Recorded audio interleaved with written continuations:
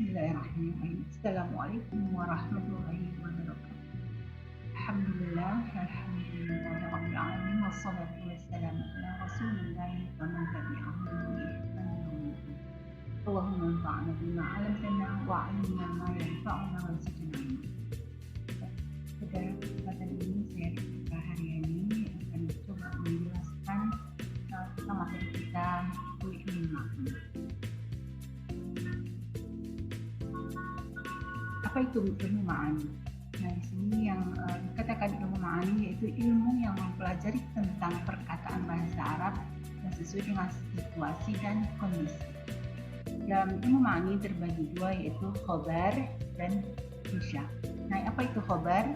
Khobar yaitu perkataan yang mungkin benar atau mungkin saja dusta. Nah, dilihat dari perkataan itu sendiri. Nah, di sini contohnya al-ardi shaghirah. Nah, ini berarti khobarnya bohong, tidak mungkin dunia ini kecil.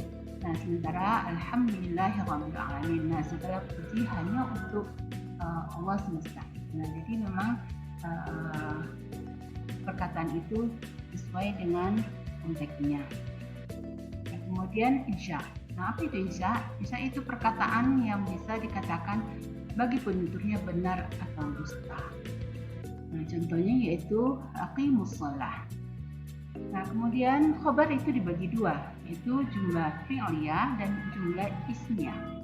Nah, apa itu jumlah fi'liyah? Yaitu suatu pekerjaan yang di dalam zaman tertentu, tapi secara ringkas. Contohnya ketika kita akan memberitahukan khobar kedatangan Zaid dalam zaman tertentu atau sewaktunya yang sudah lewat, maka diucapkanlah ja'a Zaidun. Nah, kemudian diberitakan juga kalau Z itu ya, akan datang sebentar lagi. Nah, bisa kita katakan yaitu yaji'u Zaid. Nah, kemudian jumlah isminya yang dikatakan dengan jumlah isminya yaitu penggunaannya hanya sekedar ingin menetapkan musnad pada musnad ilaihi saja, tidak memandang kapan pekerjaan tersebut terjadi. Nah, contohnya di sini mungkin mengatakan Zaid itu sekedar datang tapi tidak tahu kapan dia datang. Nah, bisa dikatakan di sini Zaid qaim. Nah, jadi itulah jumlah isminya. Kemudian kita lihat jenis-jenis kalam. Nah, kalam itu ada kalam ibtidai. Nah, itu dimana mukhatab yang belum tahu sedikit pun tentang informasi yang akan disampaikan. Nah, oleh karena itu diperlukan taukid dalam pengungkapannya. Nah, kemudian ada dalam kabar kalam khobari qolabi, di mana mukhatab diperkirakan ragu dengan informasi yang akan disampaikan. Nah, maka diperkuat dengan taukid, sama halnya tadi dengan kalam khobari. Nah, di sini ada kalimat taukidnya inna, an, qada, la. Kemudian kalam khobari ingkari. Nah, di mana mukhatab yang secara terang-terangan menolak informasi yang disampaikan, untuk itu diperlukanlah ada taukid yang lebih dari satu untuk memperkuatnya. Nah, kemudian insya. Nah, di sini apa tuh pengertian insya? Nah, insya itu merupakan bentuk masdar dari ansya. Nah, yang insya, yang mana yang secara leksikal berarti membangun. Nah, memulai atau kreasi, asli, menulis dan menyusun. Nah, menurut istilah insya itu kebalikan dari khobar. Nah, yang merupakan bentuk kalimat setelah dituturkan tidak bisa bernilai benar atau dusta. Nah, pembagian insya itu ada insya qolabi dan ada insya ghairu qolabi. Nah, kita lihat apa itu insya qolabi, yaitu kalam yang olehnya menimbulkan atau mewujudkan suatu perkara yang di dalam bentuk tuntunan yang hasilnya tidak terwujudkan secara langsung pada waktu yang menuntut. Nah, sementara untuk insya ghairu qolabi yaitu kalam insya yang tidak mengandung tuntutan yang hasilnya tidak terwujud secara langsung. Nah, untuk insya qolabi itu terbagi atas beberapa, itu antaranya amar yaitu perintah, kemudian nahi itu larangan, dan istifham, nah itu tanya, kemudian tamani yaitu sesuatu yang diinginkan, kemudian nida itu panggilan. Nah, kemudian yang ghairu qolabi terdiri dari kalimat yang mengandung pujian atau celaan kalimat sumpah, kemudian kalimat kekaguman, kemudian kalimat transaksi, kalimat sirat, dan kalimat rubah. Nah, kemudian kalimat-kalimat al-khabariyah. Nah, itu untuk pemilihan insya. Nah, kita lihat amar. Nah, amar itu secara etimologi artinya suruhan. Nah, di sini perintah atau perbuatan secara terminologi artinya tuntutan atau perbuatan dari atasan kepada bawahan. Nah, perbedaan makna dari dalam bentuk amar sesuai dengan konteksnya. Nah, di sini konteks doa. Nah, di sini kita lihat ada juga contohnya di sini surat Ali Imran ayat 193. Nah, kemudian iltimas itu terdapat di sini contohnya berikanlah aku sebuah pena wahai temanku. Nah, kemudian tamani itu permintaan tadi itu contohnya, nah bisa jadi pengharapan ini bisa jadi mustahil, bisa jadi terwujud. Nah, contohnya wahai burung pipit sampaikanlah salam rinduku kepadanya. Nah, ini pengharapan atau ya pengharapan tamani. Kemudian irsyad itu jika contohnya di sini jika Anda ingin sukses dalam ujian maka rajinlah belajar. Nah, kemudian ibah. Nah, contohnya di sini makan dan minumlah dan janganlah berlebihan. Nah, terdapat dalam Quran surat Al-A'raf ayat 31. Kemudian tahyir. Nah, contohnya di sini hidup dalam keadaan mulia atau matilah dalam keadaan syahid. Nah, kemudian ta'yiz itu contohnya di sini buatlah suatu surat saja dan semisalnya dalam Al-Qur'an ya. Dalam Al-Quran surah Al-Baqarah ayat 23. Nah, ini contoh makna dalam bentuk kata amar. Nah, kemudian kita lanjut dengan amar itu mempunyai 4 syirat. Nah, yang mana di sini yang pertama lafaz fi'il amar. Nah, yang pertama itu semua kata kerja yang bersyirat fi'il amar termasuk insya qalabi. Nah, contohnya wa aqimus shalah. Nah, dirikanlah salat. Itu fi'il amar. Nah, kata kerja dan untuk perintah. Kemudian fi'il mudhari yang bertemu dengan lamul amar. Nah, yang mana di sini fi'il mudhari yang didahului oleh lamul amar, huruf lam yang menunjukkan makna perintah. Nah, contohnya di sini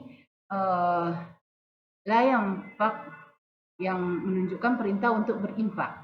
Nah, di sini kemudian isim fi'il amar. Nah, lafaznya di sini isim yang bermakna perintah. Contohnya di sini ajakan untuk sholat, untuk menuju kemenangan. Hayyalan sholah, hayyalan falah. Nah, kemudian masdar sebagai pengganti dari fi'il amar. Nah, di sini fungsinya masdar untuk menguatkan. Contohnya perintah untuk berbuat kebaikan kepada kedua orang tua. Ihsana. Nah, ini terdapat dalam Al-Quran surat Al-Baqarah ayat 83. Kemudian kita lanjut dengan nahi. Nah, apa itu nahi? Nah, nahi itu secara etimologi berasal dari bahasa Arab yang artinya mencegah atau melarang. Nah, menurut ulama usul, definisi nahi adalah kebalikan dari amar.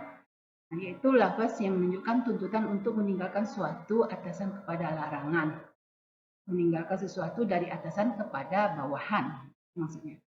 Kemudian apa saja sirat dari nahi. Nah, yang pertama itu fi'il mudhari yang dihubungkan dengan lah nahi, yaitu yang menunjukkan larangan atau menyatakan tidak boleh melakukan perbuatan.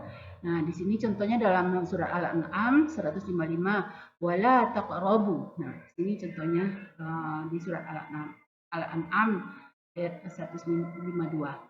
Kemudian kata yang berbentuk perintah untuk meninggalkan suatu perbuatan. Nah, contohnya di sini fa'ajtanibu. Nah, di sini terdapat pada maka jauhilah. Nah, jauhilah. Nah, itu artinya dapat dalam surat Al-Hajj ayat 30. Kemudian yang ketiga yaitu menggunakan kata nahi itu sendiri. Nah, ini contohnya dalam Quran surat An-Nahl ayat 90 yaitu wayanha. Nah, itu sesungguhnya Allah menyuruh kamu berlaku adil. Kemudian Nah, menggunakan kata nahi itu sendiri. Nah, yang mana di sini contohkan sesungguhnya Allah menyuruh kamu berlaku adil dan berbuat kebaikan. Nah, ini terdapat dalam surat An-Nahl ayat 90 yang mana katanya wa yanha. Nah, ini mungkin kata nahi itu sendiri. Kemudian yang keempat itu jumlah khobariyah. Itu kalimat berita yang digunakan untuk menunjukkan larangan dengan cara pengharaman sesuatu atau menyatakan tidak halalnya sesuatu. Nah, contohnya nih, hai orang-orang yang beriman, tidak halal bagi kamu mempusakai wanita dengan jalan paksa. Nah, ini terdapat dalam surat An-Nisa ayat 19. Nah, la tajlu. Nah, la yajilu. Nah, ini mungkin contohnya dari uh, jumlah khobariyah. Kemudian kita lanjut, itu macam-macam makna nahi. Yang pertama itu menunjukkan makruh. Nah, yang mana contohnya di sini janganlah mengerjakan sholat di tempat peristirahatan unta. La taslu fi yaqanil ibil. Nah, jadi ini ada kata makruh karena di kandang unta itu banyak najis. Nah, jadi itu kalimat untuk maknanya, larangannya. Nah, kemudian untuk doa. Nah, di sini doa contohnya, ya Tuhan kami, janganlah Engkau hukum kami jika kami lupa atau kami bersalah. Nah, dalam Quran surat Al-Baqarah ayat 386 itu Rabbana la tu'akhizna in nasina au akhtana. Nah, artinya di sini bukan melarang Allah untuk menghukum kita, tetapi ini permintaan kita seorang umat, seorang hamba kepada Allah, pada hanya itu dengan kata-kata janganlah kami itu adalah jangan itu doa, bukan larangan kepada Allah. Nah, kemudian untuk memberikan pelajaran, yang mana di sini artinya contohnya, janganlah kamu menanyakan kepada nabimu hal-hal yang jika diterangkan kepadamu dia menyusahkan kamu. Nah, di sini kata-kata jangan. Ya ayyuhalladzina amanu la tas'alu. La tas'alu. Janganlah kamu menanyakan. Nah, itu merupakan pelajaran. Nah, kalau kita menanyakan, nanti niscaya kamu menyusahkan kamu. Nah, itu maknanya. Kemudian memutus asakan. Nah, contohnya di sini janganlah engkau membela diri pada hari kiamat, pada hari ini. Itu maksudnya hari kiamat. Nah, kemudian untuk penghibur. Nah, di sini contohnya la tahzan innallaha ma'ana. Nah, janganlah engkau berduka karena sesungguhnya Allah bersama kita. Nah, kemudian untuk ancaman, jadi tak usah engkau turuti perintah ini. Nah, ini mungkin kalimat-kalimatnya untuk contoh-contohnya juga. Kemudian kita lanjut dengan kaidah nahi. Yang pertama itu nahi menunjukkan kepada haram. Nah, janganlah kamu mendekati zina. Nah, la taqrabuz zina. Kemudian nahi menunjukkan larangan sesuatu suruhan bagi bawa lawannya. Contohnya dilarang meninggalkan sembahyang. Nah, artinya di sini lawannya harus kita kerjakan sholat itu. Nah, itu disuruh untuk mengerjakannya. Nah, kemudian nahi untuk menunjukkan larangan yang mutlak. Nah, di sini contohnya perkataan seorang bapak kepada anaknya itu janganlah kamu dekati singa karena jika dia artinya dia disuruh untuk menjauhi binatang tersebut. Nah, karena ini untuk melepaskan dirinya dari kebinasaan. Nah, kemudian yang keempat itu nahi menunjukkan larangan dalam bentuk beribadah. Nah, contohnya wanita itu kalau dalam haid itu dilarang untuk mengerjakan sholat atau berpuasa. Kemudian nahi menunjukkan larangan dalam muamalah atau larangan dalam merusak perbuatan, yang dilarang dalamnya berakad. Nah, ini mungkin larangan-larangan atau kaidah-kaidah dari nahi. Kemudian kita lihat istifham. Nah, apa itu istifham? Istifham adalah mencari pengetahuan tentang sesuatu yang sebelumnya tidak diketahui. Istifham berasal dari kata bahasa Arab, masdar dari kata istifhama yang berarti istauhada, istaudaha, akar katanya adalah fahima, yaitu berarti paham atau mengerti. Jelas. Akar kata ini mendapat tambahan alif, sin, dan ta. Nah, di awal kata yang salah satu potensi adalah untuk meminta. Nah, istifham itu menggunakan huruf istifham, huruf-hurufnya yaitu hamzah, hal, dan huruf istifham dan atau huruf istifham selain hamzah. Nah, kemudian di sini huruf-hurufnya itu hamzah, hal, ma, wa mata, ayana, kemudian wa kaifa, aina, wa ana, kam, dan ayu. Nah, itu mungkin materi kita yang bisa kita jelaskan pada kesempatan ini. Mohon maaf kalau ada salah dalam penyampaian. Terima kasih. Assalamualaikum warahmatullahi wabarakatuh.